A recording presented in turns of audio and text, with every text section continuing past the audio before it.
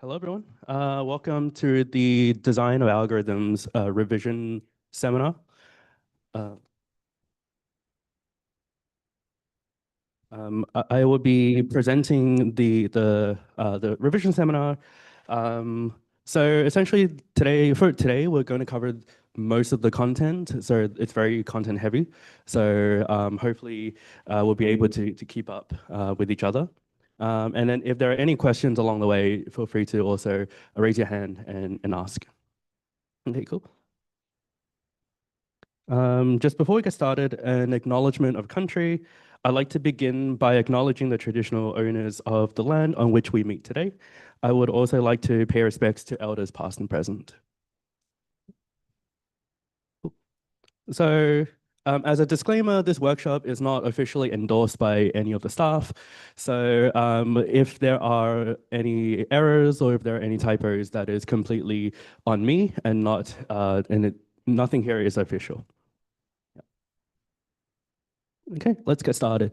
So this is kind of the schedule for today. We'll briefly cover kind of the efficiency of algorithms, kind of the concepts of asymptotic analysis, and then we'll cover some of the concepts in graphs. So we'll cover graphs and traversing through graphs. And then we'll cover some of the algorithm paradigms. So you'll learn about divide and conquer, you'll learn about dynamic programming, and then we'll end with some extra content on sorting and other data structures, as well as some string algorithms at the end. So the first thing is to look at understand the efficiency of algorithms, how to analyze running times of algorithms. So typically what we want to do is design fast algorithms to solve a particular problem, but it's not exactly clear how we can define what we mean by an efficient algorithm. So there are a couple of key concepts that we might want to just kind of go through. So the first one is, one way to analyze the running time of algorithms is to look at best case. So if you give me an input, I can give you an algorithm that produces the correct result. But maybe the input that you give me is the best case input, and I tell you, well, the algorithm runs in this time complexity. So typically, best case is not really that useful because, well, most of the time, it's not really that meaningful to talk about any kind of best case input. So another one is to look at worst case. So we'll skip average case for the time being. We'll look at worst case. So worst case is essentially, no matter what input you give me, I can guarantee that the algorithm runs in a particular, has a particular running time. So this is true for any input that you give me, and this is particularly useful for when you want to study algorithms from a theoretical perspective. But worst case is not necessarily that useful if you're trying to implement algorithms, because typically worst case inputs are not very, well, they're very rare. So that kind of brings us to the middle ground, which is average case. And average case is a little bit harder to reason about. So average case is kind of like, you give me a random input, and I can tell you that on average, the running time of the algorithm has this particular complexity. So average case is more meaningful when you're talking about kind of practical implementations, but the issue with average case is it doesn't give you any kind of worst case guarantees. So whenever we're talking about algorithms from a theoretical perspective, we're always talking about it with respect to worst case. But if you're trying to implement something with data structures or just to see kind of the empirical running time, average case is usually your best bet. And then the last one is amortized complexity. We're not going to go into amortized complexity too much, but that's just another way of analyzing algorithms. Cool. Okay, so once we kind of understand best case, worst case, average case, we have to kind of introduce some meaning to what that means. So whenever we're talking about asymptotic analysis, we're always talking about what happens when the input gets large. So even though, even though your algorithm might be very bad for small inputs, we don't really care about small inputs. We care more about what happens in the long term. So there are kind of these three mathematical concepts, kind of very similar to the idea of upper bounds, lower bounds, and kind of exact running times. So big O, we say that a function is in the big O of g of n if you can find constants c and n naught such that the inequality holds. And so you can kind of think of g of n here as the upper bound for f of n. So we want g of n to be a somewhat nice function that it's easy to work with. And then f of n can be some complicated mess. And f of n is usually the exact running time of our algorithm, and then g of n is kind of an approximation of an upper bound.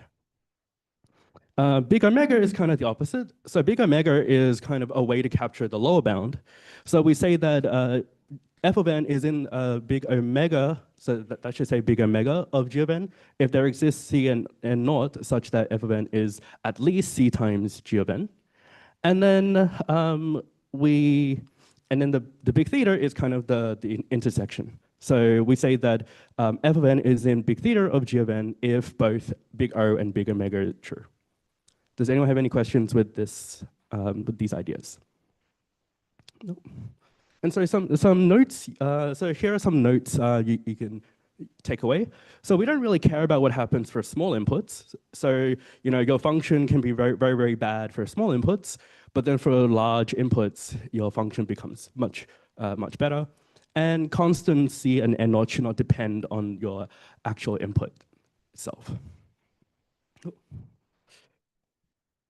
Okay, cool. So that's kind of like a way to capture the running time of algorithms, and it's kind of the mathematical idea of how we can capture asymptotic notation. But those are just useful concepts for when thinking about the analysis of algorithms. Now we want to kind of think about how to design actual algorithms itself.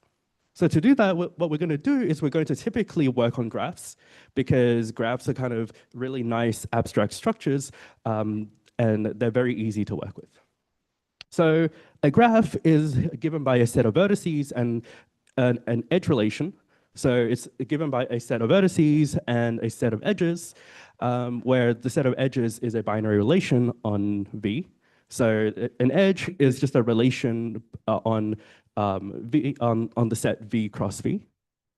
And there are different ideas, or there are different notions of graphs. So one is undirected. So you can have that your edges have no direction, or you can have that the edges have direction. And then, so undirected just means no direction, and directed just means that you can have directions on edges. And then we can also have the notion of weighted graphs and unweighted graphs. So unweighted just means there's no weights assigned on the edges, and then weighted means that every edge has a weight assigned to it.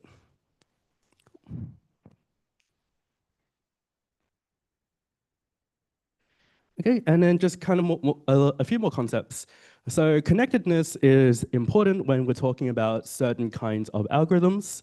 So we say that a graph is connected if essentially every pair of vertices has a path. So kind of as an example, if I have a graph like this, this is connected because if you take any pair of edges, or if you take any pair of vertices, you can always find a path on this graph here. But if I have something like this, then this is no longer connected, because if I take, say, this vertex and this vertex, then, well, there's no path from this vertex to this vertex in this graph here.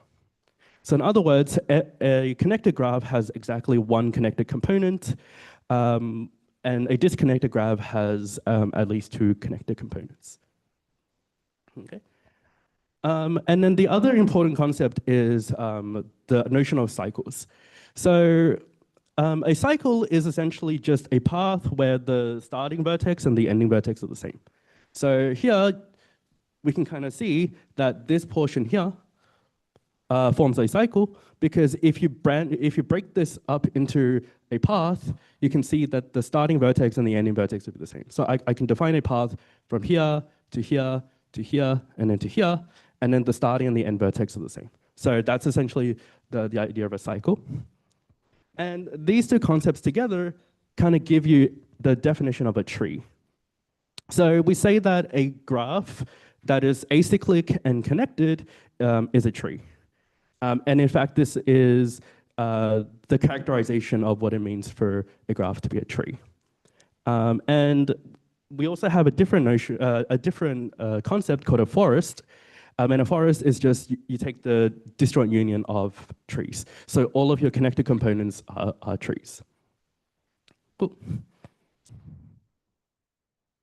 Okay, so graphs themselves are like very easy to understand, but we need a way to represent them when we want to develop an algorithm for it.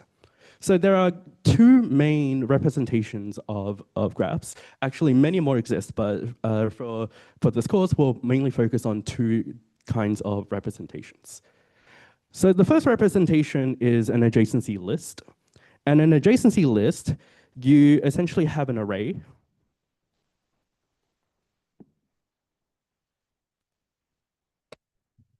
So you have an array, and the array has size n. So all of the elements of your array is essentially represents a node of your graph. And to represent the edges, what we need to do is, well, what we're going to do is actually each of the elements of your array forms a list. So if I have, say, 1, 2, 3, 4, 5, so if I have these 5 nodes, then this list here represents the set of neighbors of vertex 1.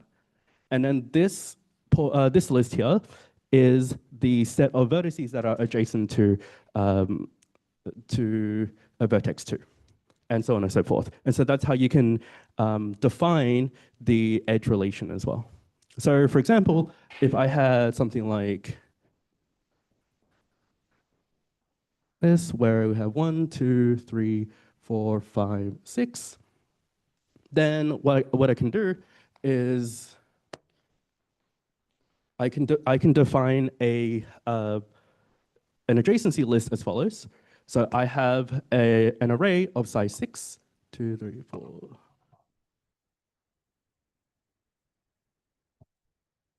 And what we're going to do is we're going to now come up with the edge relations. So here, what elements would be included inside of here? So remember that this is a set of vertices that are adjacent to 1.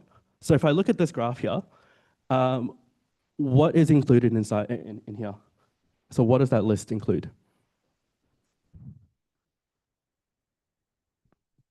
2? Yeah.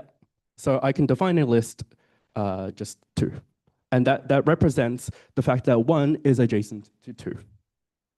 Right? And then you can kind of do the same thing here. So for 2, what would be included inside of this list? So I define a list. Yep, 1, 3, 4. Cool. And you can kind of continue the rest as well.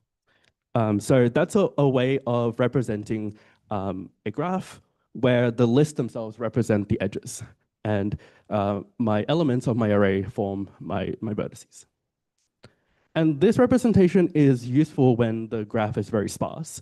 So when the graph doesn't have a lot of edges, then this representation is quite good. But when my graph is very dense, when my graph has a lot of edges, then in fact this is not a very useful representation, and actually a more compact representation is an adjacency matrix. Does anyone have any questions with how we represent graphs with adjacency lists? Yeah. Oh, no worries. Does anyone have any questions with how we represent them with adjacency lists? No? Okay, cool. And yeah, so the complexity of building the adjacency list is OV plus E. Another representation is an adjacency matrix. So an adjacency matrix has n rows and n columns, and each of the rows represent so each row represents a particular vertex, and we say that, well, so it's a n by n Boolean matrix, where the ijth cell is 1 if vertex I is adjacent to vertex j. And by convention, we usually just define the diagonals to be all zeros because a vertex is not adjacent to itself. You can define a graph where you have self loops, but for most of our purposes, we're not going to look at graphs with self loops. So this representation is quite good when the number of edges is already, very close to the number of edges in my complete graph, right? So here, the amount of space that I need to represent my graph is v squared. But then to actually look at a particular element and decide if there's an edge, that only takes O of 1 time. Whereas in my adjacency list representation, I would potentially need O of E time to find if an edge exists. So you can kind of see that there are trade-offs between these two representations, and it's really dependent on what you want to do to decide which one is easier for you. Okay, so those are kind of representing graphs. Now we want to kind of think about how we can actually work with graphs, or like what we can do with graphs. So the first thing is, well, given a particular node, we want to determine if there's a path from that vertex to some other vertex. So we want to decide if you can reach a particular vertex from a starting node. And so these are kind of graph traversal algorithms. So there are two main graph traversal algorithms that you guys learn in the course. So the first one is a DFS, or depth first search. So with depth first search, what we do is we will basically go as deep as possible until we can't go any deeper, and then we backtrack. So with a depth first search, what we do is we start at a particular node, we look at all of the we look at all of the neighbors, and then we choose a neighbor, and we just keep going along that neighbor until we can't reach any more vertex, and then we start backtracking. So the way that we implement a depth first search algorithm is with a stack. Yeah. Does anyone have any questions with DFS? Do you want me to go through an example of a DFS with a stack? No? Okay, cool. And then another one is a BFS, so breadth first search. So instead of going as deep as possible, what we do is we look at the levels of my graph. So I start up at a particular node, I look at all of the neighbors, and then because I have a queue structure, you essentially end up looking at each of the levels one by one. So that's what we mean by level order. So we can either go depth order first, or we can go level order. And both of them will eventually traverse through the entire graph. Both of the complexities are V plus E because you essentially just go through all of the vertices and the edges. Are there any questions with DFS and BFS? Hopefully it's not too bad. Okay.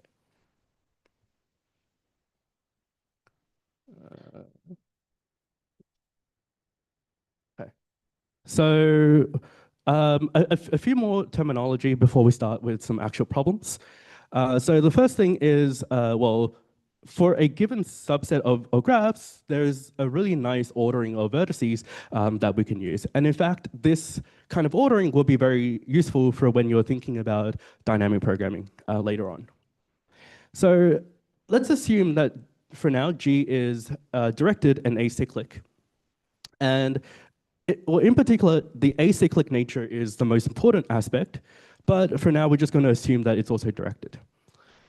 Okay, so if it's directed and acyclic, then we can define a particular ordering called a topological order. And this topological order is really nice because it represents a kind of ordering with respect to the edges.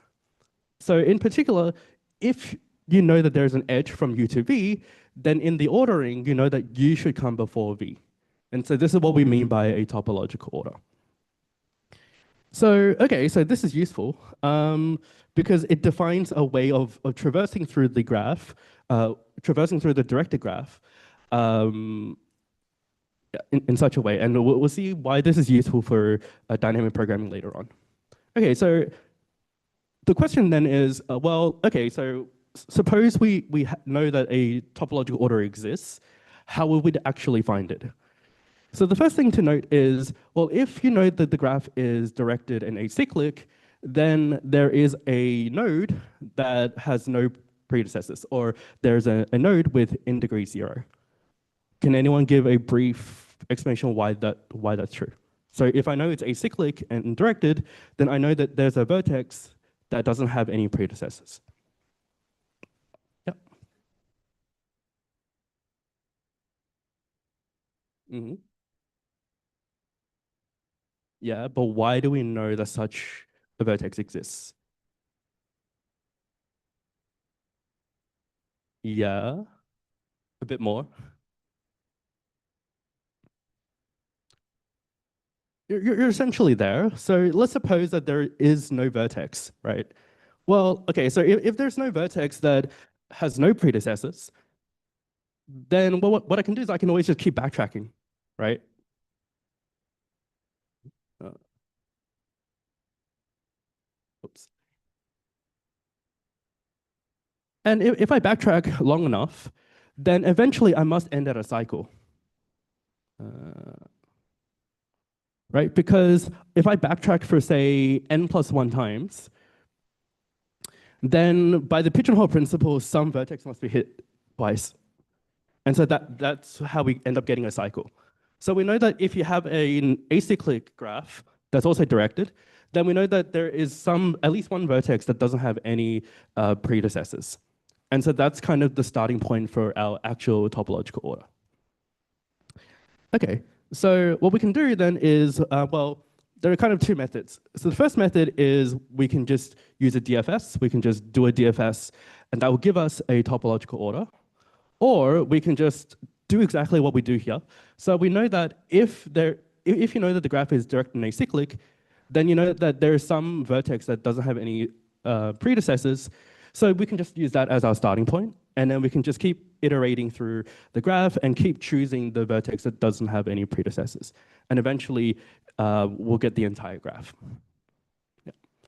So we know that if your graph is direct and acyclic, you know that there's a topological order and there's a linear time algorithm that actually finds it.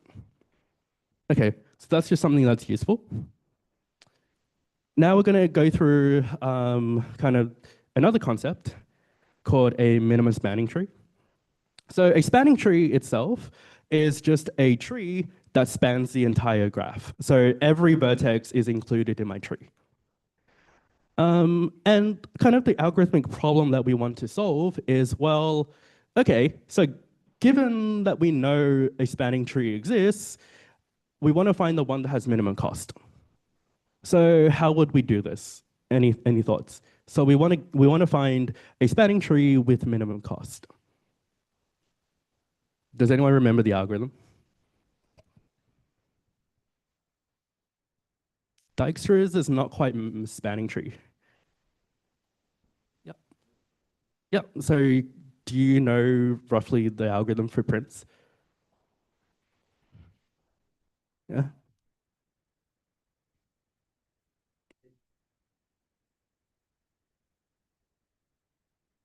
Yep.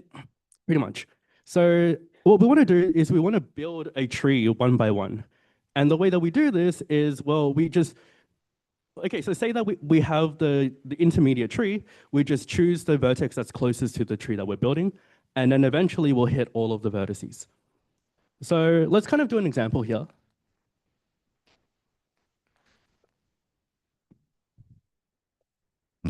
So let's suppose I have a graph. Let's say 1, 2, 8, 3, 2, 1, 6. Okay, so let's suppose that this is my graph, and I want to construct a minimum spanning tree. How would I do this? So what is my starting point here? So what does prims do?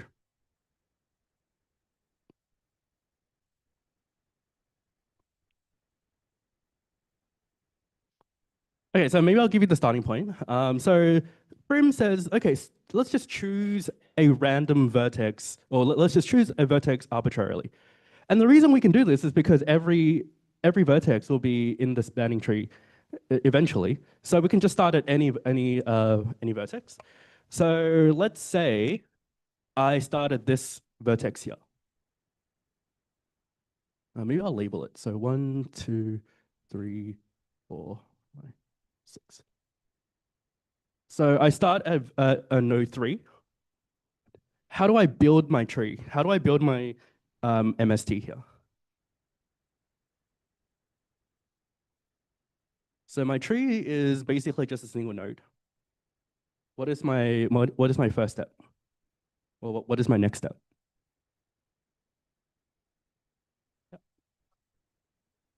Hmm. So which one would that be? 3 to 2? Yeah. So 3 to 1? Yep. So you basically just look at all of the adjacent vertices and then you just pick the one with minimum cost. So we can see that, well, the closest vertex is 1. So we just do that. And that has cost 2. Okay, what is my next step?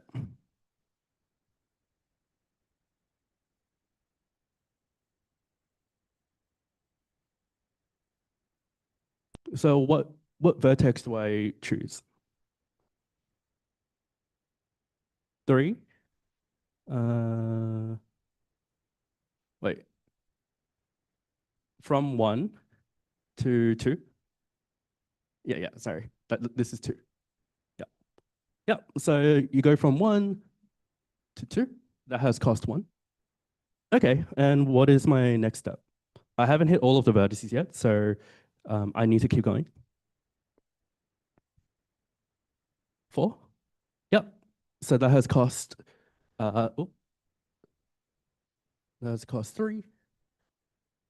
I have 2 more vertices. So which one do I choose? And which edge?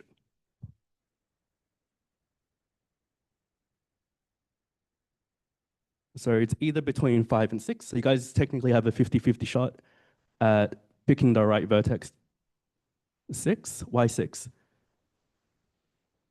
Yep. So the closest vertex is 6 with cost 1. And then, well, I have to process 5, but which edge do I choose? 4 to 5. Yeah. Cool. And this is a spanning tree. And I'll leave it to you to check that this is also a minimum spanning tree. Does anyone have any questions with prims? No? Okay, cool. Okay, so that's prim's algorithm. Here's kind of the algorithm in more detail. Yep.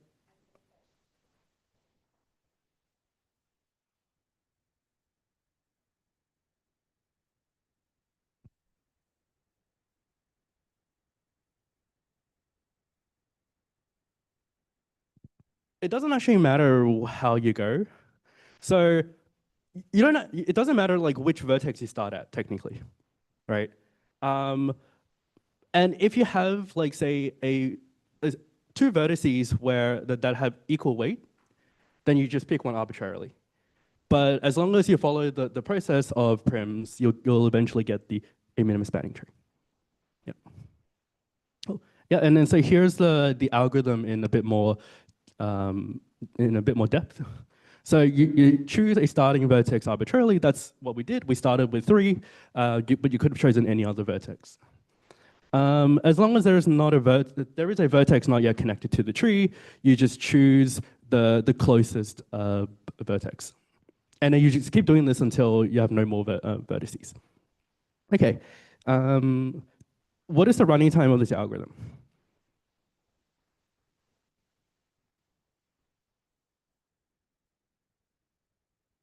Like, if you were to just analyze this algorithm description, what is an analysis you can make?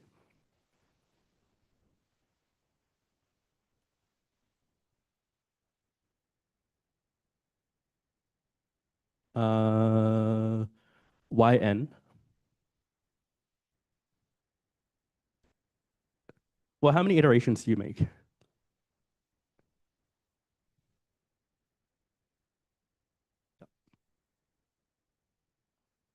Uh, why is it v?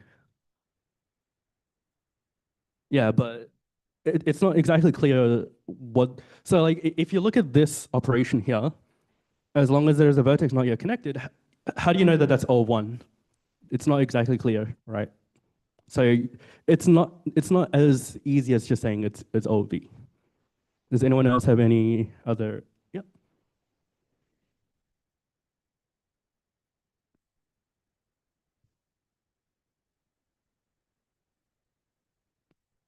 Mhm. Yeah. So a very crude bound is v times e. There are v iterations, and if you want to find the minimum edge, or you want to find the minimum vertex to connect to the tree, in the worst case, you'll need to go through all of the edges. So each iteration takes O of e time. So a very crude bound is O of v times e. Is there a way to do it better than v times e? What do we think?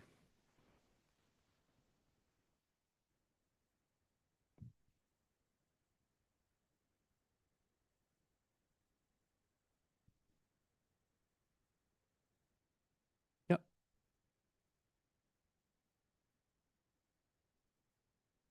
Okay.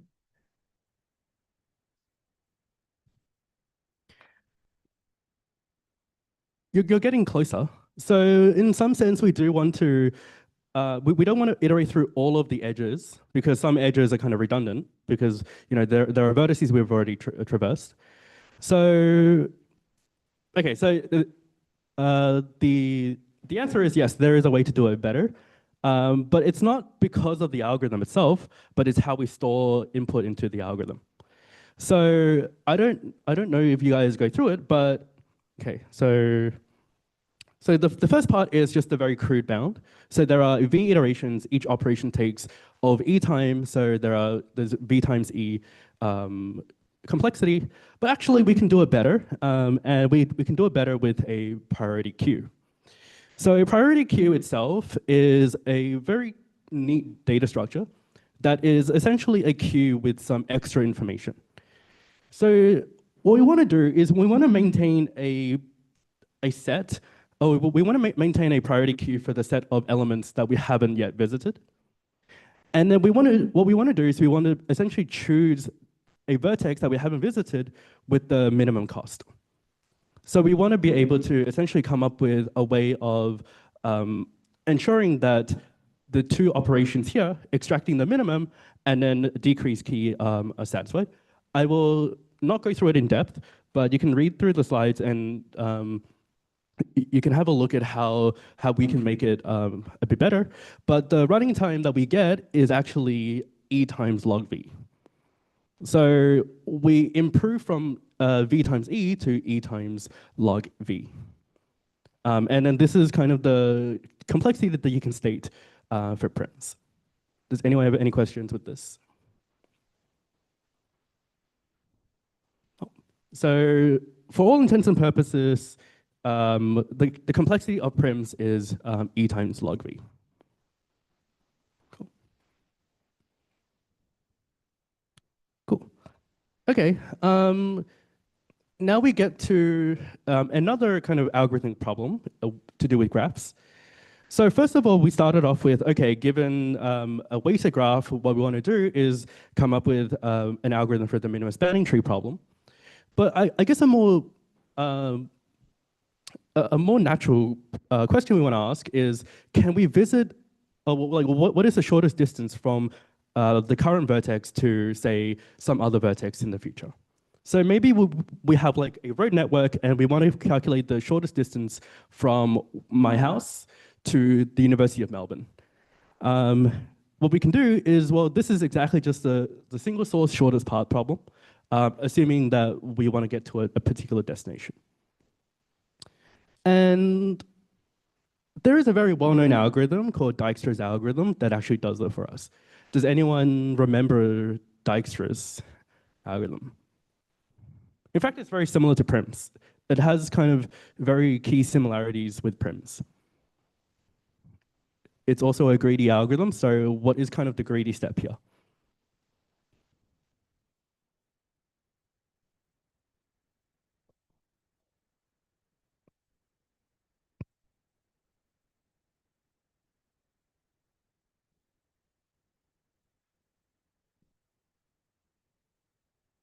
Does anyone remember how Dijkstra's work?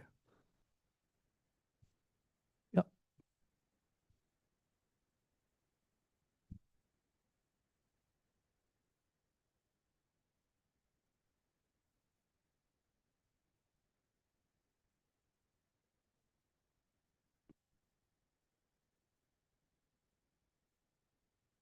Mm-hmm.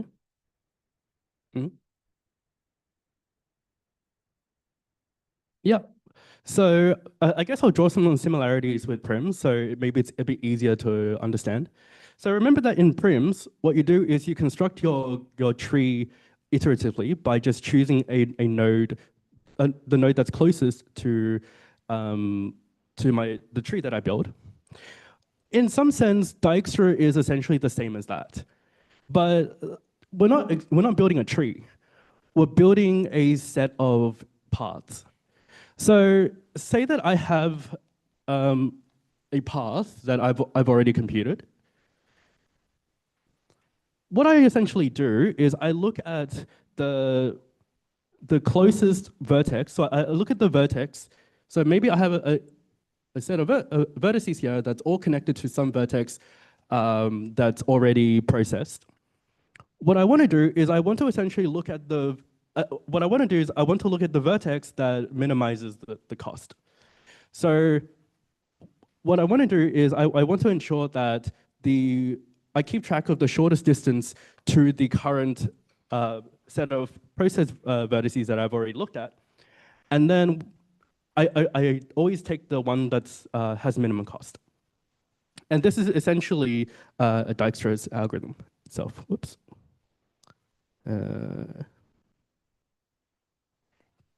Okay. So instead of starting at an arbitrary node, we start at the node that we begin at. And then what we do is, well, we say, okay, as long as there's a vertex that we have not yet visited, we process the non-visited vertex that is closest to the set of vertices that we've already processed. And by closest, we mean the shortest distance. And then since the edge weights are non-negative, this is an important assumption that we make. We're assuming that the edge weights are non-negative. So the closest vertex is always one that's one step outside of the set of process vertices that I have. And what we do is we just keep, we basically just keep track of the shortest distance at every iteration. And so this is essentially Dijkstra's algorithm. So it's very similar in principle to Prim's algorithm. Okay. We can also kind of do an example of Dijkstra. So let's say that my starting vertex is 3. So I start at 3. And I want to find the shortest distance from 3 to every vertex. So how do I process here? So how do I proceed? So I start at 3, and I want to find the shortest distance from 3 to every vertex. So let's just do a very simple example. So let's say I want to find the shortest distance from 3 to 6. How would I do that? Or maybe, yeah, 3 to 6. How could I do that?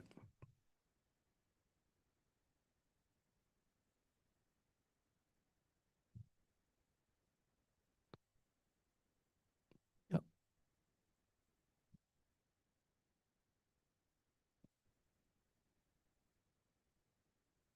Mm-hmm. Yep. Oops, that should be 3. So how did you get that?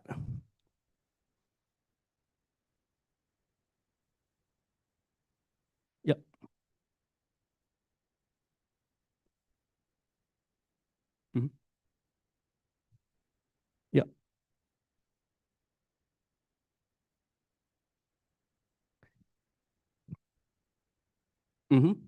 So kind of the idea, right, is you're building the path one at a time, and you're processing the vertices as they come.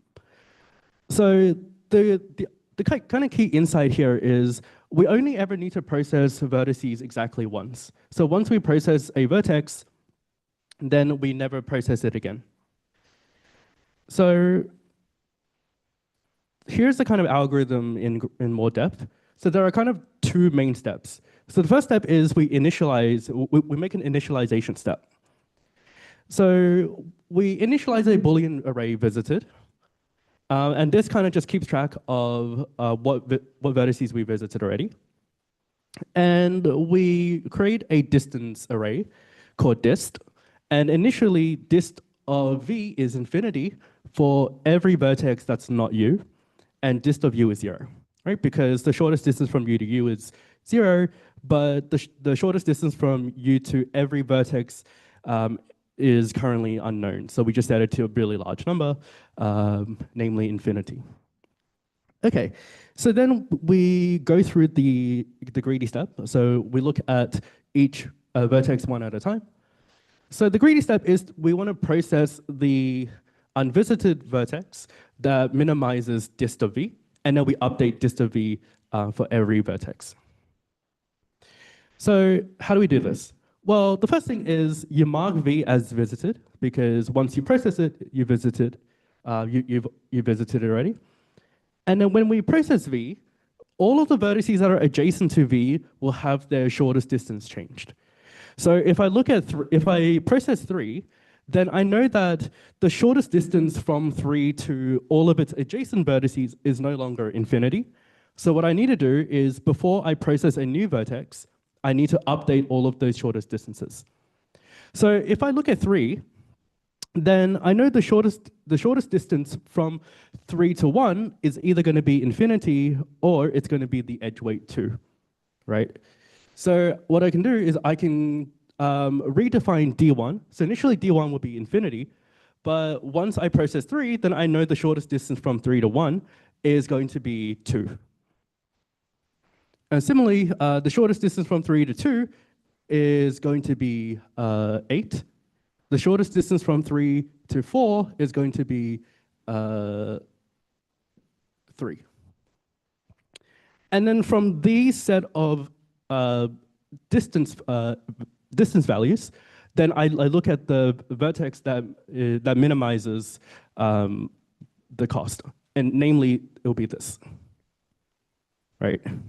And then I update it again. So I know that for 2, I can either go through a path from 3 to 2 via this edge or via this path here. So either I know that my minimum distance is either going to be 8, which is my direct edge, or it's going to be from 3 to 1 to 2. And I know this after I process 1. So once I process 1, then I know the shortest distance from 3 to 2 can be traversed via 1, which gives you 3. And so I take the minimum between 8 and 3.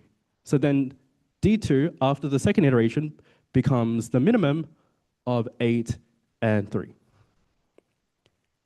And so that's how we know that the shortest distance from, say, 3 to 2 is not actually this direct edge, 8, but actually it's the path from 3 to 1 to 2. Right? Does anyone have any questions with this? No? Okay. And then kind of the greedy step here is that we don't ever need to backtrack. So once we process a vertex, then we don't need to reprocess it again. And I know that the distance on V is going to be the shortest distance. And just a few notes.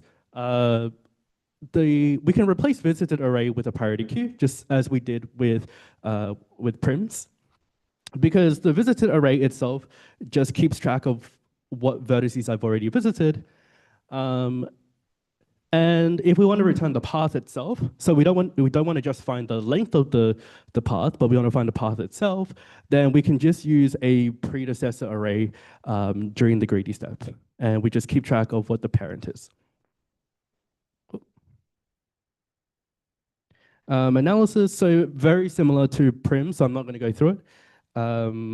So Dijkstra's algorithm will take E log V. There's a way to do it to get this faster, but for the purposes of this course, you don't really need to go into too much depth. But you can assume E log V is the running time for Dijkstra, and this is just done by a heap and priority queue. Cool. So now we're going to get into the actual fun parts of the course. So kind of the parts beforehand are just kind of precursors to what we're going to be doing. So those are kind of designing algorithms for very simple algorithmic problems. Now we're going to actually dive into kind of the algorithmic principles and the algorithmic paradigms that will become very important for us later on. Okay. I'm going to just get, just going to have a 5 to 10 minute break, and we're going to resume at 5 p.m.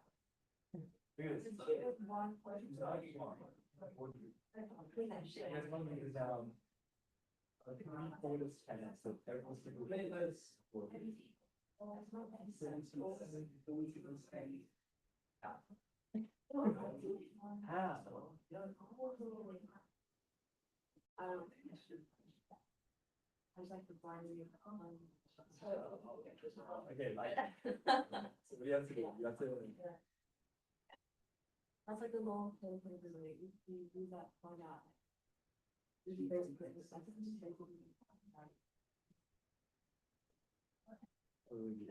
CI, it's like some machine on. This is like PCI is Oh, she's a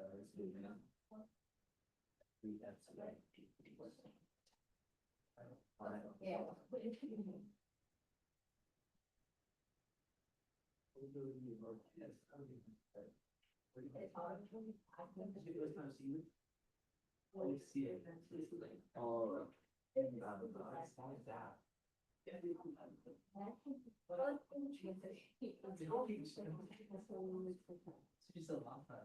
like yeah, dude.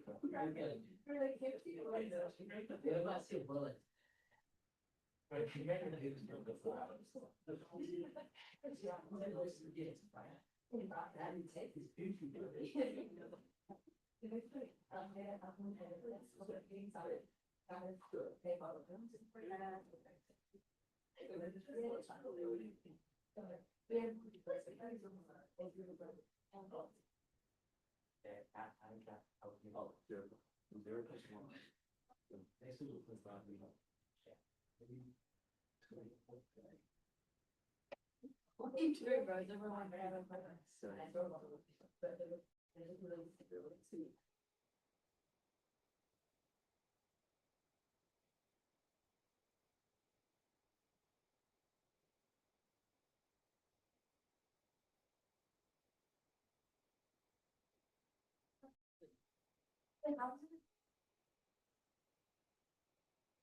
I guess we'll just get started again. Okay, so in the second half of the course, it's going to be a little bit more interactive. So in the previous hour, we kind of just got through a lot of the content. Now we're actually going to solve a few problems as well. So the first kind of algorithmic paradigm is divide and conquer. And a way to kind of think about divide and conquer is, well, if you want to solve a problem, you can just solve it recursively. So say that I have a problem of size n. What I can do is I can break this problem up into smaller chunks. And each of these smaller chunks should have smaller size. They don't necessarily have to be the same size, but for divide and conquer, usually it's best to have them the same size. And then what we know is that because these are the same problem, we can just call them recursively. So we can just break these down into smaller chunks as well. And the hard part of the problem is now, well, if I know how to solve all of these smaller problems, how do we combine those solutions together to solve the original problem? So you might have seen an example of how this works when you looked at merge sort. So merge sort is the canonical divide and conquer problem where the goal of the problem is to sort an array, and we can sort the array by dividing the array into two halves, sort both of the halves, and then combine them together in linear time. And that will give us n log n time.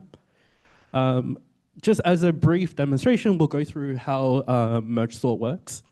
So let's say I have an array 831 minus 2, 0, 5, 2, 3, 1, 2, 3, 4, 5, 6, 4, 9, 9. And I want to sort this array. So what we do is we break this down into two halves. So the two halves are going to be something like that. And what I'm going to do is I'm going to say, okay, I'm going to sort this part here and sort this part here. But the way that we sort this is recursively. So what I can do is then I can go, okay, I can break this down into two halves again. Maybe I'll... So what I can do is I can look at this portion here, and this is a new array, 831 minus 2, and this is my other half. And in order to sort both of these halves, what I can do is I can also break this down into two halves again. So now I have 8.3, 1 minus 2, 0, 5, and 4, 9, 9.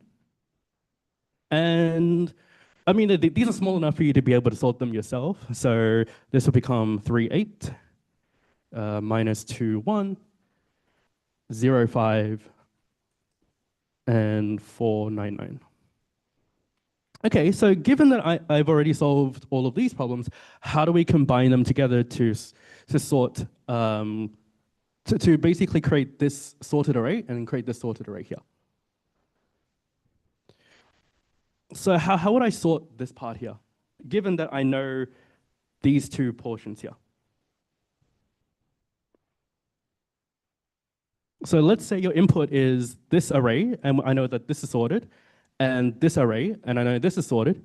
How would I combine them together in such a way where the resulting merged array is sorted?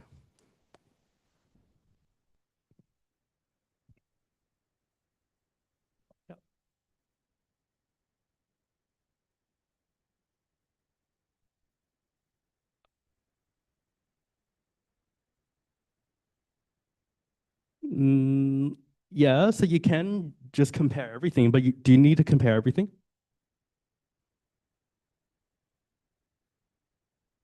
Yeah, so you can assume that these are already sorted, and then I want to merge them together so that the resulting merged array is sorted. Right. So I'm going to use the property that it's already sorted to come up with a linear time algorithm to merge these two arrays to get a sorted array. So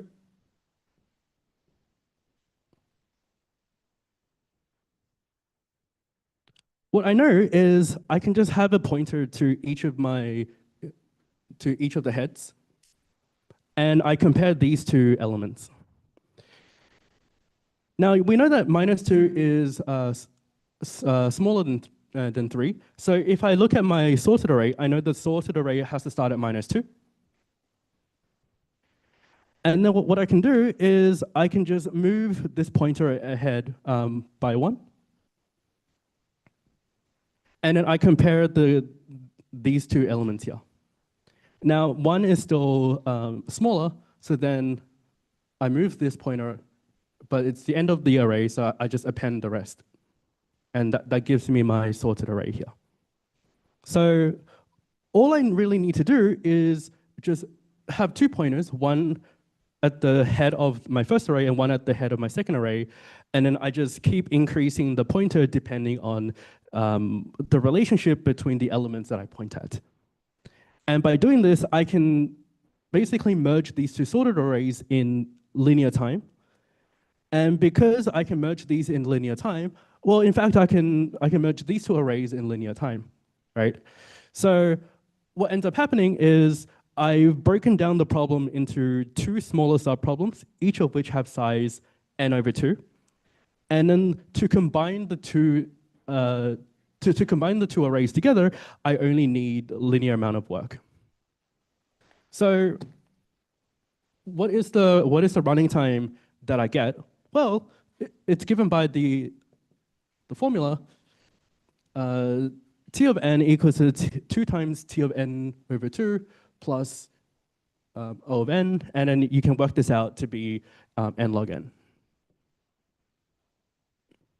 So the time complexity for merge sort becomes n log n. So we go from n squared running time for sorting to n log n. And in fact, for comparison-based sorting, this is the best you can do. So, but this is kind of an illustration for how divide and conquer works. More generally, you break it down into smaller subproblems, and then using the solutions to your subproblems, you can combine your solutions together to get the solution to the original problem. Cool. And another one that you kind of already seen is binary search. In some sense, binary search is and isn't divide and conquer. But nevertheless, it has similar characteristics to divide and conquer. And the one that you probably would have seen in lectures is closest pair. So given a set of points on a 2D plane, I want to find the pair of points that are closest together. And you can do this in n log n time using divide and conquer. Cool. So I believe this came from last year's exam. So it is very relevant. So let A be an array of n elements. Describe an efficient algorithm that finds the maximum difference between any pair of points um, in A. This is kind of it's a kind of bad problem because you can actually do this without divide and conquer, and it's more natural. But nevertheless, we will also demonstrate a divide and conquer approach to this. So I'll give you guys a few minutes to think about it, either in groups or by yourself, how you would come up with a solution. Um, I would recommend coming up with both the non-divide and conquer and the divide and conquer approach, just for illustration purposes.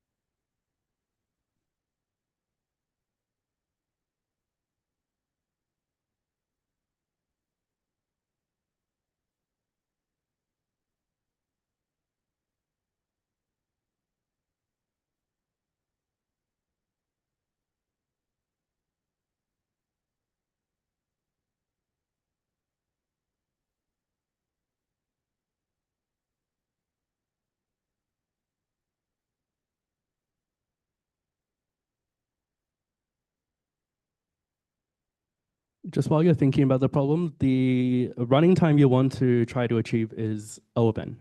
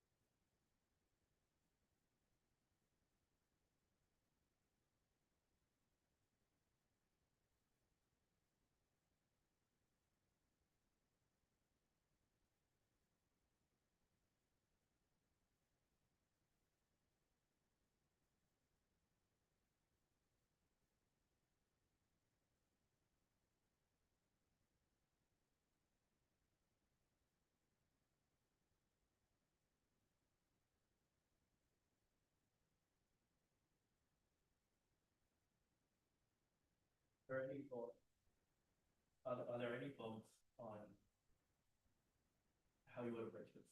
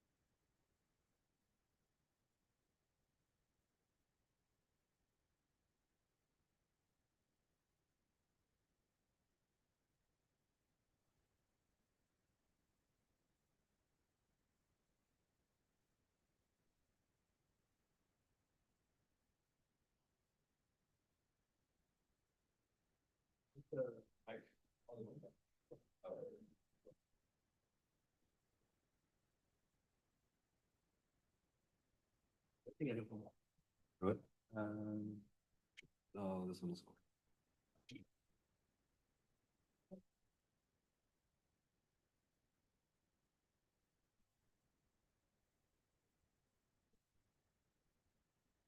It's the receiver. I think this testing. I think this one works. Okay, cool. Okay, does anyone have any ideas on how they could come up? Does anyone have any ideas on how to approach this?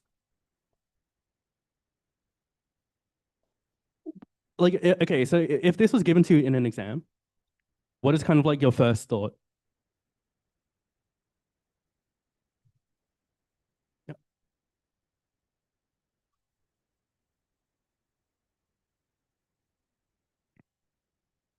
Yeah. So I say that this is not a good divide and conquer problem because you just need to find the difference between the max and the min. And you can do this in linear time pretty easily, right?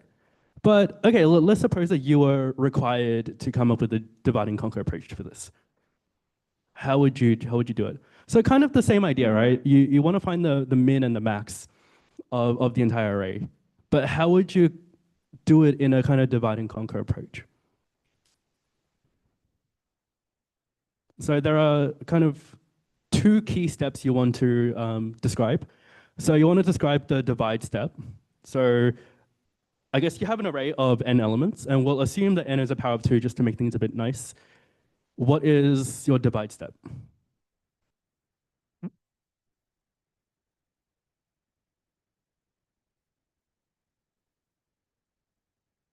So you have an array of n elements. What would your divide be?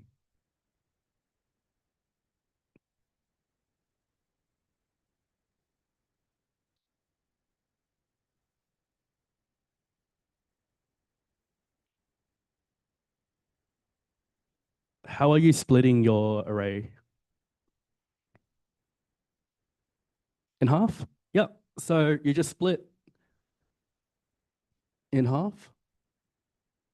Okay, so let's suppose you have an array and you split the array into two halves. The conquer step itself is just you recursively, you solve the two subproblems recursively. So let's suppose you find the maximum difference in this subarray and this subarray. That doesn't quite answer the question that we want, right? What is the other case that we need to consider? So there are three cases we want to consider when solving the original problem. So either the maximum difference occurs on the left. The maximum difference occurs on the right. What is the other scenario that could happen? So by on the left, I mean the maximum difference will occur exactly on the element on the left subarray or on the right subarray. What is the other case that we want to consider? Yeah, so the other case is what happens if the element that we want is on the left and on the right itself. So that is the third case. So the other case is they kind of cross the border. Okay, so in the first two cases, the first two cases are easy because you just recursively solve them. So these are done recursively. How would you deal with the last case?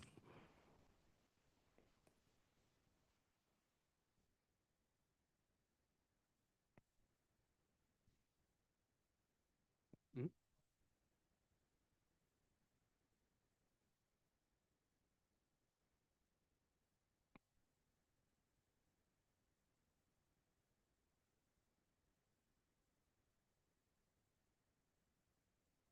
Mhm. Yeah, so we can't just return the maximum difference itself. So maximum difference, just returning the maximum difference is not enough for us to give, for us to get an efficient algorithm. We need kind of additional information. We need to know what the maximum and the minimum are that actually gives us that difference. Once we know the maximum and the minimum in both of my subarrays, then I can just compare them in constant time, and that will give us potentially the maximum difference that crosses the border as well. So let's just say that the left subarray returns two elements. The element is min, so maybe it returns min of L and max of L. And then on the right, we also return min R and max R. Okay, so if we know these four pieces of information, how do we use that to solve the original problem? So what is the maximum difference going to be?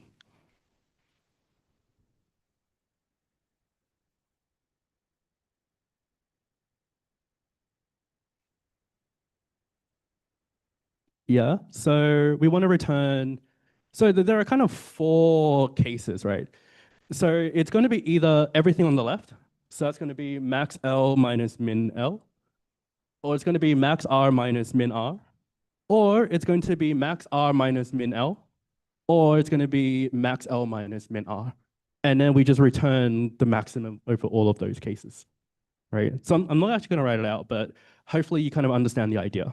So once we know the maximum and the minimum of the two subarrays, then we can actually use that to solve the original problem. Are there any questions with this? And what is the running time of this algorithm? So again, you can appeal to master theorem. So the running time, well, there are two subproblems, each of which has size n over 2. How much work do we do in the combined step?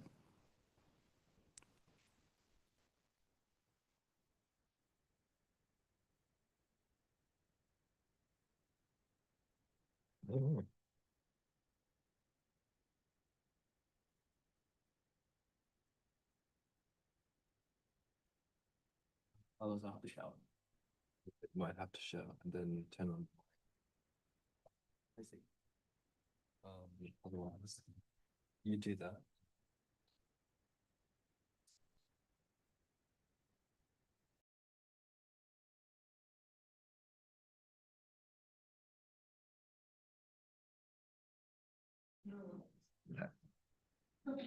So, does everyone kind of understand the idea? Yeah, cool. Yeah, so here's kind of like some more notes. So I guess the reason why this is not a good problem is because the natural solution is to just find max and min. You can do that in linear time. But if you want to do it in the divide and conquer way, you can find the max and min using the recursion thing. Cool. Does anyone have any questions with this? No. Okay. So when you're analyzing the running time of divide and conquer algorithms, typically you have the master theorem with you. So the master theorem basically says if you have a function or if you have a running time that satisfies this recurrence, then you can conclude the actual running time of the algorithm just by following these cases. And the way to kind of think about it is the idea with the master theorem is that we're looking at the recurrence tree. So when you think about the recursion tree, essentially this is kind of like what you get, the structure that you get. And basically the three cases say whichever one is like more heavy. So yeah. So in the first case, you end up saying that your function itself is going to be the dominating factor. So it's going to be whatever is at the top. In the second case, we're saying that everything has equal work. So what ends up happening is that at each of my levels, I do the same amount of work. So that means because you have log n many levels, the actual running time is going to be the sum over all of these cases. And then in the third case, we're saying that everything is root heavy. Sorry, it is child heavy. So there are a to the log basically of n many leads, which is also the same as n to the log. But for all intents and purposes, you can just state this master theorem perfectly. And I believe it'll be given to you in the actual formula sheet as well. Okay, now we're getting to the fun part.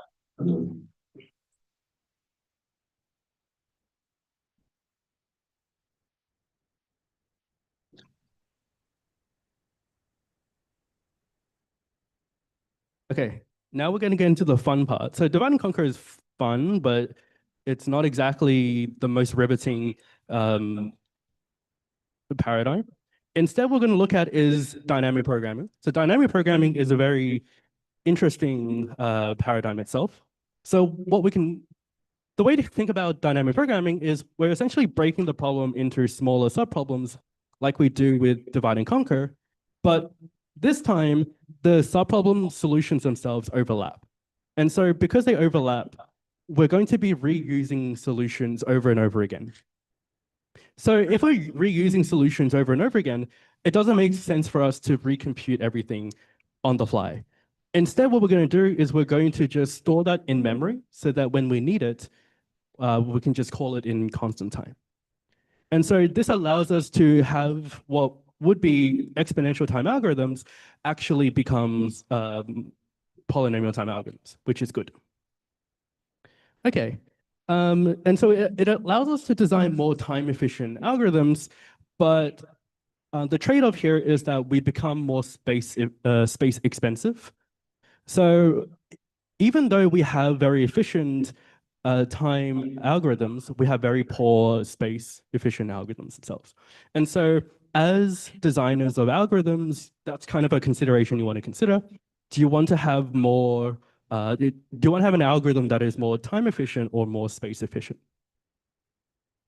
And so the structure of dynamic programming is you want to specify the actual subproblem you're trying to solve, define a recurrence relation, specify base cases, and how you're going to compute your subproblems, and then you're going to specify the state that the final solution lives in. And so there are two kinds of dynamic programming depending on the way that you want to look at dynamic programming. So the first way is called tabulation, and this starts from the base case and essentially iterates one by one until you get to the final solution. But on the other side, if you want to, you can also think about dynamic programming as a recursive approach. So the recursive approach is called memoization. And the nice thing about memoization is that we don't need to solve every subproblem. We only need to solve the subproblems that eventually get called. So tabulation or bottom up is generally better in terms of performance. But to think about dynamic programming, it makes more sense to think about it from the top-down approach. Okay, so to kind of get your feet wet, let's look at an example problem for dynamic programming. Suppose that you have a rod of length n and you want to cut it up into pieces and then sell it.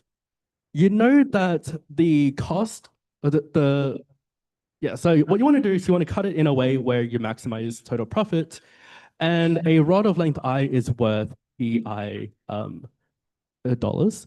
And so the question is, how should you cut the rods so that you maximize your profit? Right. Hopefully the question here makes sense. I'll give you guys a few minutes to kind of think about the problem.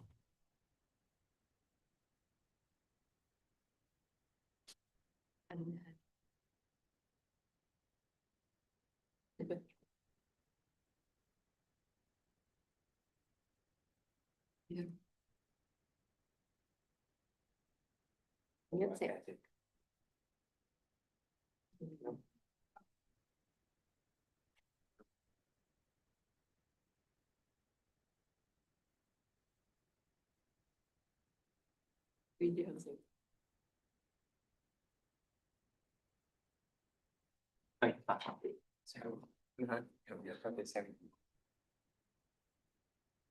Where's your one?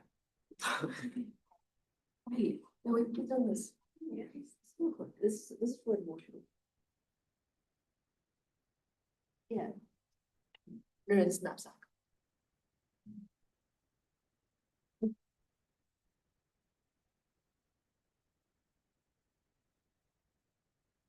Yes.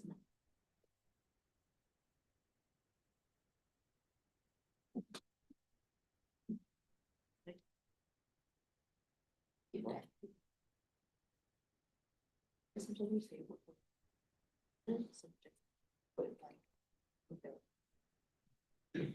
that true? That's true. That's okay. Would you like? I know. What happened? Like, I failed with something.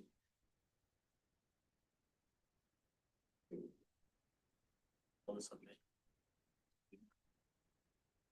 Let's say your mom would have got like this.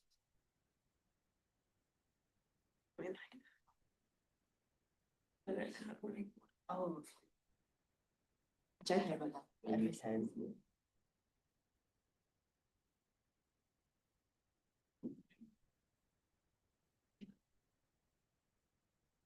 Yeah, because it's just that, because it's so close. Yeah.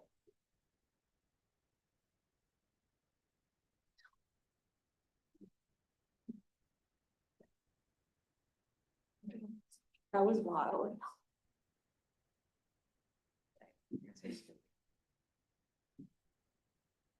No, he was probably really nice. I was like, I did it. You have to be like. For 6-year-olds, you can do this for sure. They're like, okay. This one's already.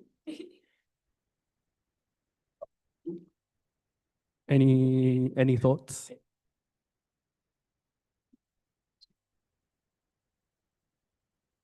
And So if you know that this is dynamic programming, the first thing you want to think about is, well, what is the subproblem that you want to solve?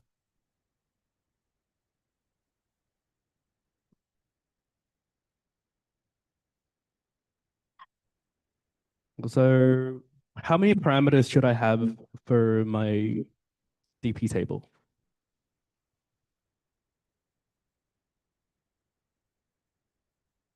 What do we think?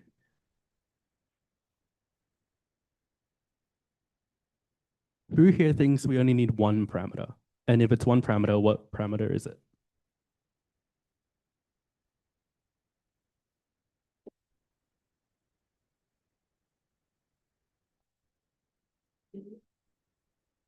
Two parameters. So what are your parameters? Profit and N. So profit, say I, and I guess length. J. Okay. What does that mean? So if I said, okay, I'm trying to solve, say, f of I, j, what does that actually mean? Don't remember? That's okay. we did this during. I remember I remember that like it was with cancer. Like so we had a lot of like A, and then you just have to find like the different ways you cut up that length, and like you do that recursively. And I don't remember how. That's all I remember. That's all right. We'll get to the actual solution. Does anyone have any other suggestions? Yep. Yep. So we think f should be the profit. So in that case, we don't really need this parameter. So do we think it's one parameter then? Just one parameter? Okay. So let's say this is length I. So what does fi really mean then? It's the maximum profit you can make with the rod of length I. Yep. So maximum profit that can be obtained with a rod of length I. Okay, so first of all, does anyone have any objections or other suggestions for what the subproblem could be? Or do we agree with this? Yeah, seems like everyone agrees. Okay. In that case, how do we obtain the recurrence? So if I know that f of I is the maximum profit that I can get from a rod of length I, how would I come up with a recurrence for this? So it might help to kind of think about the picture. So I have a rod of length I. How many ways can I cut this rod up?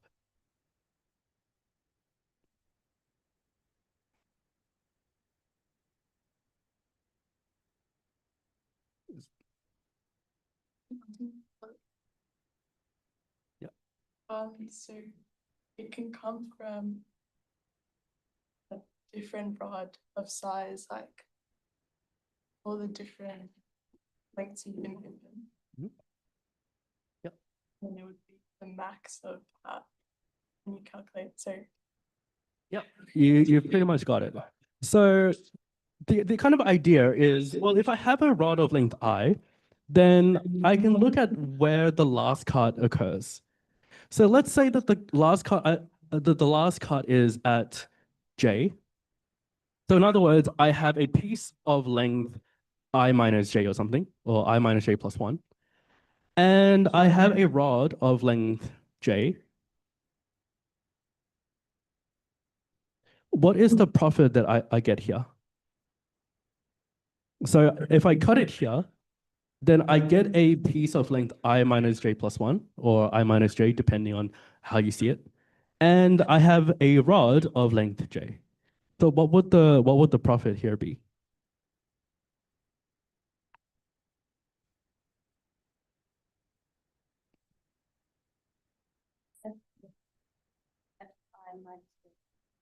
Yep. So it's going to be FJ. So FJ is the profit I can get by just cutting this rod. Plus, it's going to be the profit I get from this piece here.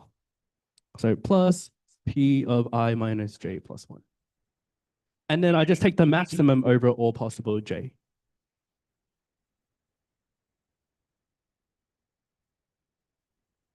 It would be inclusive. Yes. Or I guess I'll say 0. There we go. So what I'm going to do is I'm going to also assume that f of 0 is 0. So a rod of length 0 has no profit. Yep, is that a plus what? plus? Like why is it I minus J plus 1? Well, it kind of depends on how you look at it. So you can think of it as I minus J.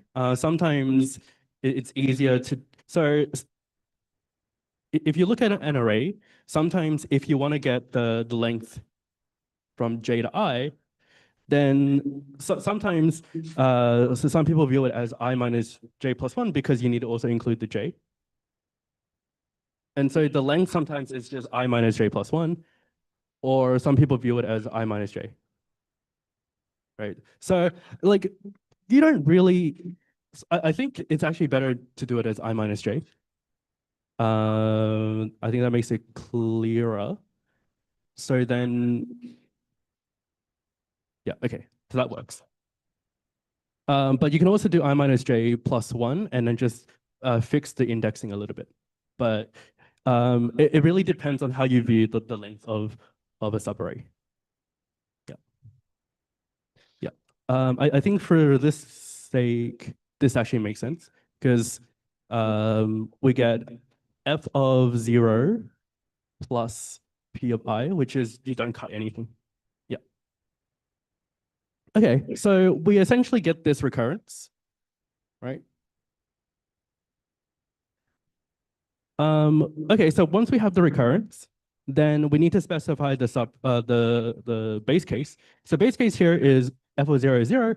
So if you cut a rod of length 0, you should get no profit. And how do we, in what order should we solve the subproblems?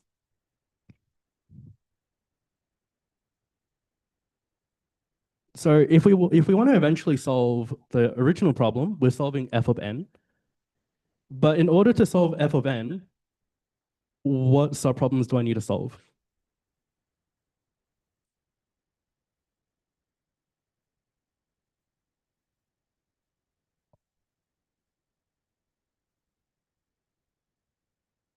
So if you think about your recurrence, right? If I just substitute I for n for I, then it looks like I need to solve like f of n minus 1, f of n minus 2, f of n minus 3, etc. So if you want to be able to solve f of I or f of n, then you need to be solving your subproblems in increasing order of I. And this is the order in which you compute each of the subproblems. So solve in increasing order of I. And I believe in the course, we also go through some pseudocode. So we'll actually write out some of the pseudocode as well. Okay, so how would you write the pseudocode for a dynamic programming solution?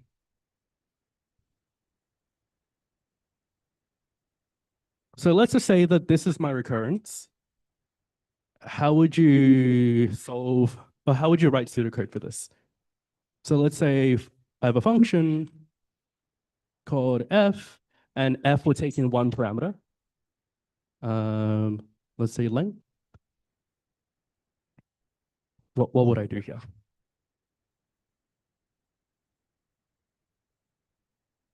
Well, actually, this would be, I guess, the p. So basically, my input is a price array where p of I just denotes the price, the profit that you get by cutting a rod of length I. So given my my profit array, or my profit array, how would I write pseudocode for this problem?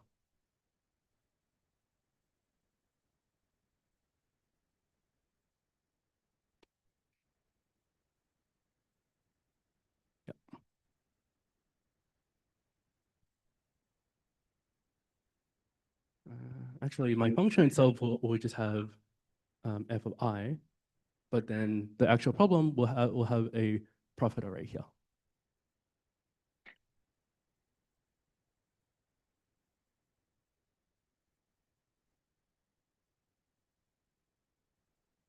So first of all, we need to check the base case. So if I is 0, then what do I return? 0. Yep. Okay. So now assume that I is not 0. What could I do?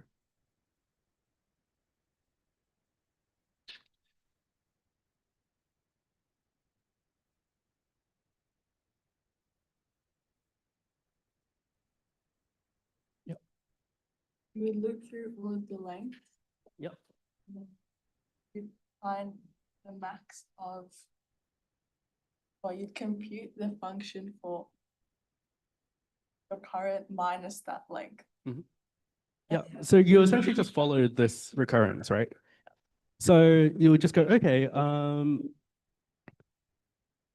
okay, so depending on how you want to do it, so you can do it with the top-down approach, which is recursive.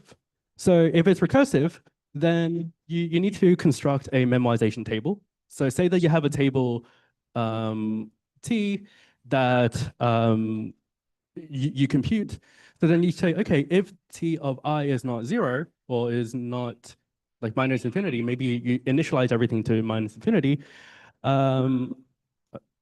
So if it's not minus infinity, then what you do is you just return T of I. If it is minus infinity, that means you haven't processed it yet. So then you just go, okay, T of I is just equal to the maximum of essentially that. So T f of j plus P of j minus I. And then you just return T of I. So this is kind of the recursive solution, but a more natural solution is to just do it iteratively. So what you can do is function f. So the way you do this is you go T of, sorry. Let's see. So I'm given as input my profit, And then I say, okay, let's say my table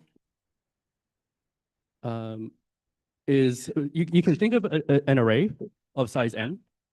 And what I can do is, well, a table of 0 is just going to be 0, and then you just do a for loop. So for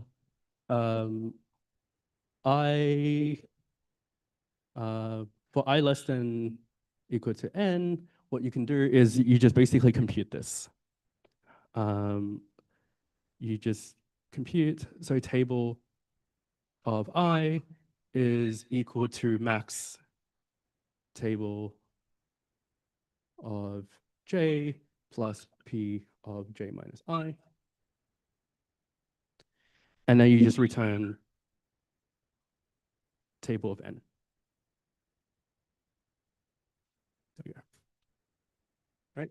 So these are kind of two approaches. So one approach is you do it recursively, so you end up calling f of j, which calls itself, or you can do it iteratively, where you just basically run through a for loop. Generally, when you're writing code, bottom up is usually much preferred. It's also easier to write generally.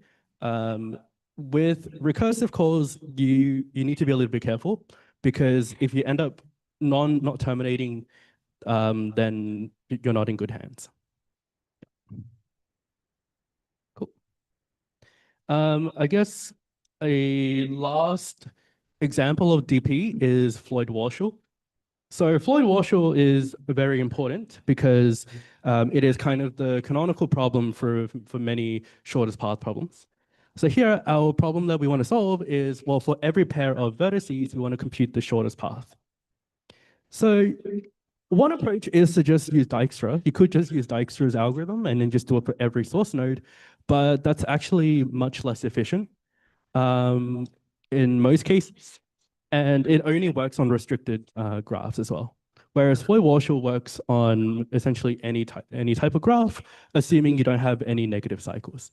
Right? Because if you have negative cycles, then the idea of shortest path doesn't really make sense. Okay, so how does Floyd-Warshall work? Okay, first of all, does anyone remember how Floyd-Warshall works here?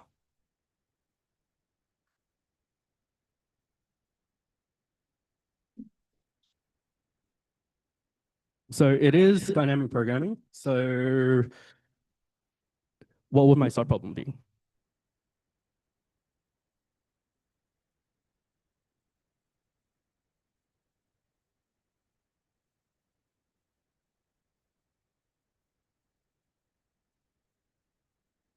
So, okay, so I'll give it to you. So what we want to do is we want to look at the shortest path from every pair of, for every pair of vertices. So I'm going to have, well, I'm going to have at least 2 parameters. In fact, I'm going to have 3 parameters here. So f of I, j, k is going to represent the shortest path from I to j, assuming you can only go through the vertices from 1 to k. Shortest path from I to j, assuming you can only use vertices from 1 to k.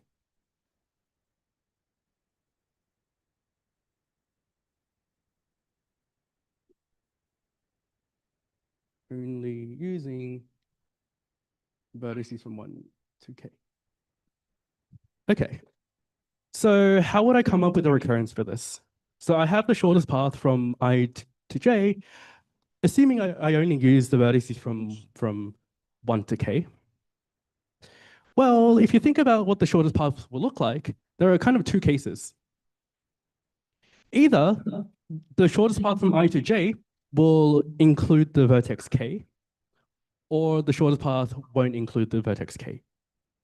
So in the first case, what we can do is we can actually break it down into 2 smaller subproblems. So if I know that the shortest path will contain the vertex k, then I know that I'm computing the length of the shortest path from I to k, and then k to j. And that will give you the shortest path from I to j, assuming you go through vertex k. So what we can see is that we get the shortest path from I to K, assuming we only use vertices from 1 to K minus 1, because each of the because any path here cannot contain the vertex K. Otherwise, we'll end up looping on K. So we'll assume that all of my paths are simple. So in other words, any vertex in my path here will only include vertices from 1 to K minus 1. And similarly, all of the vertices here will only contain vertices from 1 to K minus 1, and then this is J. So on the one hand, if you know that the path contains K, then what we're computing is f of I to K, so the shortest path from I to K, assuming that you only go through vertices from 1 to K minus 1. And the shortest path from K to J, assuming you can only use the vertices from 1 to K minus 1. And so the length of this entire path is just the sum of these two paths. On the other hand, you don't necessarily have to go through the vertex K. If you don't go through the vertex K, then it's just the shortest path from I to J, assuming you go through vertices from 1 to K minus 1. So using this structure, we actually get a really nice occurrence. So f of ijk is just going to be the minimum of these two cases here.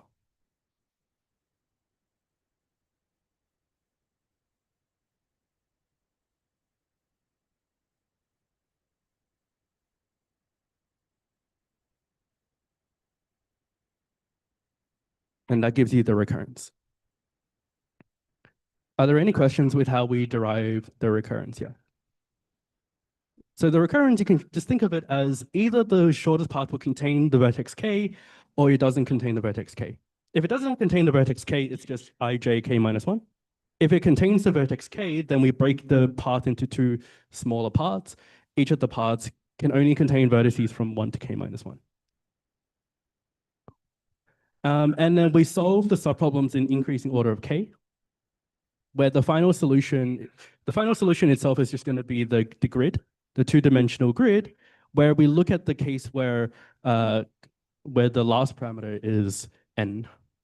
So the final solution is just going to be the DP table where you have I, J, n, right? Because you want to consider the shortest path where you include all of the vertices. And this will give you O of n cubed algorithm here, right? Because you have the loop through I, you have the loop through J, you have the loop through K. And then just to kind of finish things off, there are some like extra information about like sorting algorithms and whatnot. So for sorting algorithms, there are kind of two main properties you want to consider. So the first one is in place. And in place just means, do you need extra additional space for your algorithm? And the second one is stability. So stability just means that if there are two elements that are the same, does the algorithm itself preserve order? And here are a set of sorting algorithms and their properties. So whether they're stable or whether they're in place. You don't really need to know too much about it. I think it'll be good to understand at least merge sort, quick sort, selection sort, and potentially heap sort. But like counting sort, you don't need to know too much. And then there are some other data structures here. So this is just for you to read. So there are binary search trees. So with binary search trees, it just means that every node has at most 2 children. And for a binary search tree, the property is that the elements on the left subtree are smaller than the root, and elements on the right subtree are bigger than the root. And then if you want to ensure that you have really good, if you want to have good operation speed, then you want to ensure that the tree itself is balanced. So to do that, we have self-balancing trees. Either you do it with rotation, or you just have a different representation for your trees.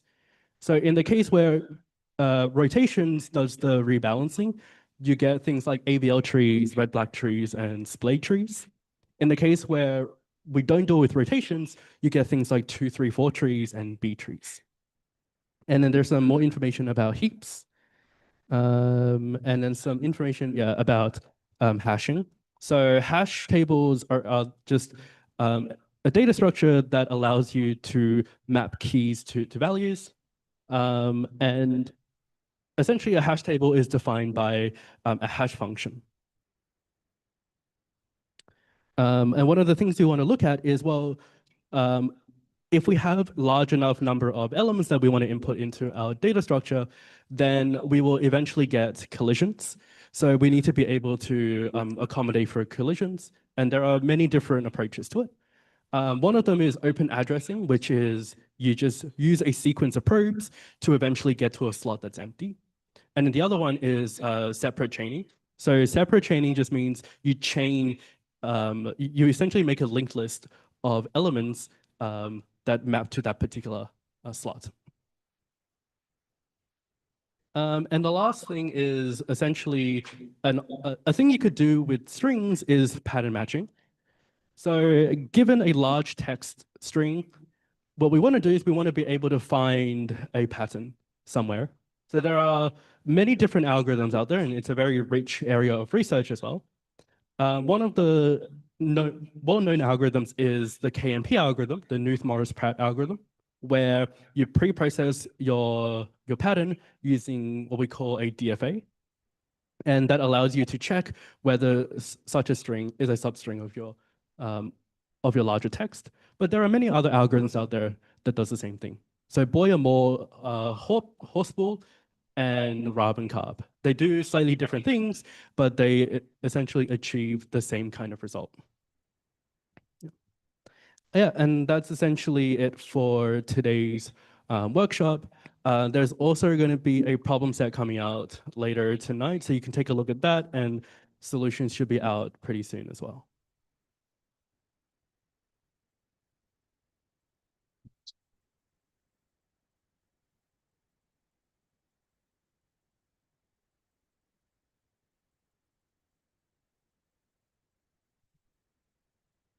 One second.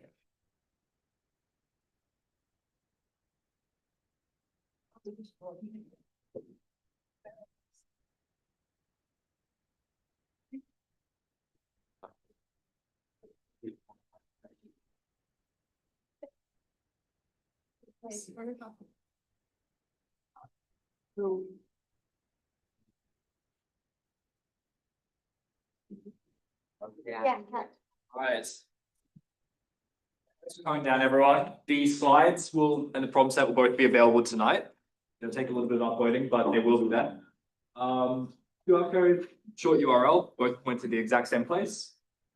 I'll just give you guys 2 minutes to take a look at that. Cool. Thumbs up, you got it? Yes. Cool. Alrighty.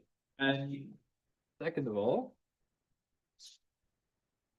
it would be great if we could get your feedback on these revision workshops. We run them every single year, and it's definitely looking like we're going to keep DOA going for next year.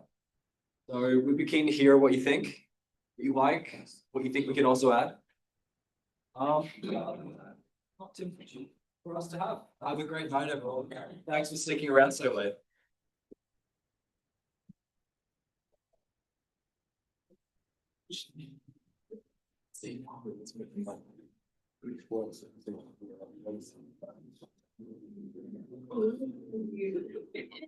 Engage in the conversation. That's so interesting. I don't care that.